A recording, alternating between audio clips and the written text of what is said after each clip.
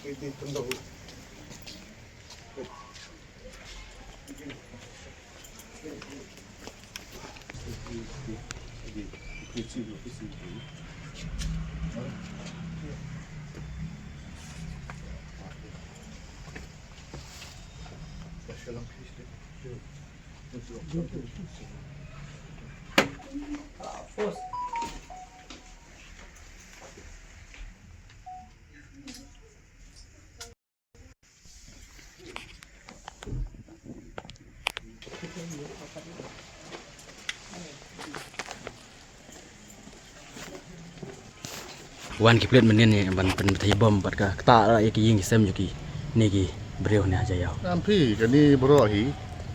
napit adu kasang jing hi ya kani ka jing jam menen bro singi hadu ni mit kali filia jong government ya security measures baka sim kalau hadu kan ni hadu ba ngi siapa ya news ngi jing le bro singi menen bro hadu dengan measure bagi sim security measure bagi sim kalau kali ka filia ka bajur ba di mentah apa pun pek kum ni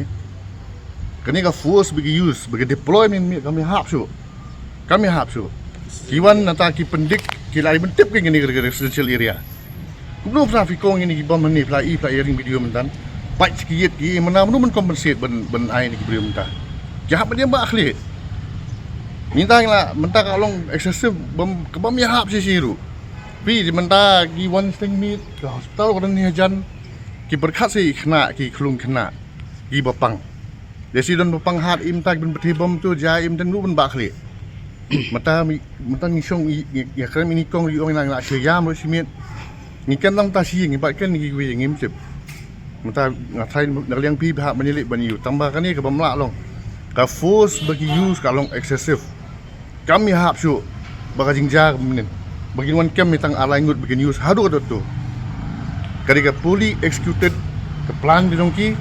bangai ngak condemn tiga sya kena jingle jumki ba kami hak biru manda ka office kadon sadu si dia ki kong bom hani ngam stu kan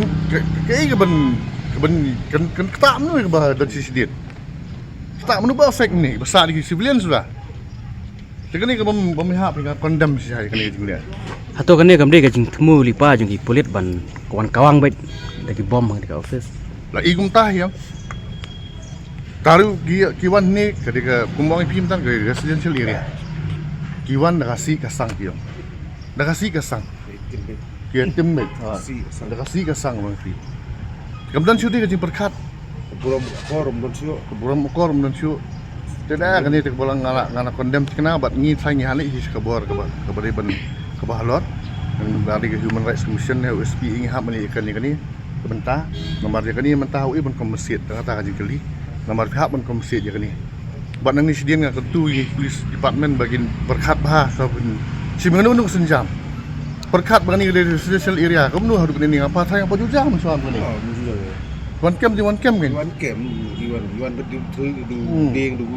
ui bentah deh along ber thama kan haying jungi Saya dim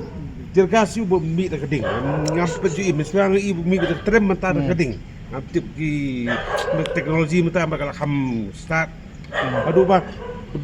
urung apa pala pun urung apa kamera lah ingki tu.